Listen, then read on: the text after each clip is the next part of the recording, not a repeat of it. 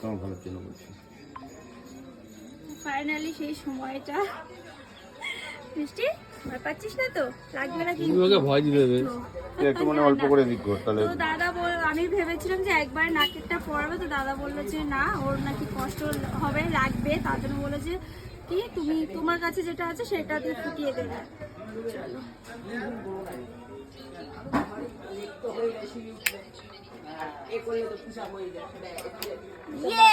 চলো হয়ে গেছে দাদা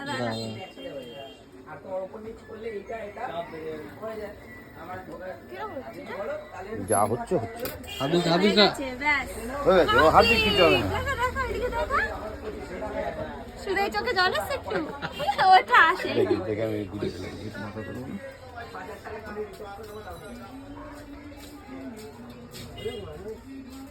হ্যাঁ মিষ্টি কিন্তু লাগেনি।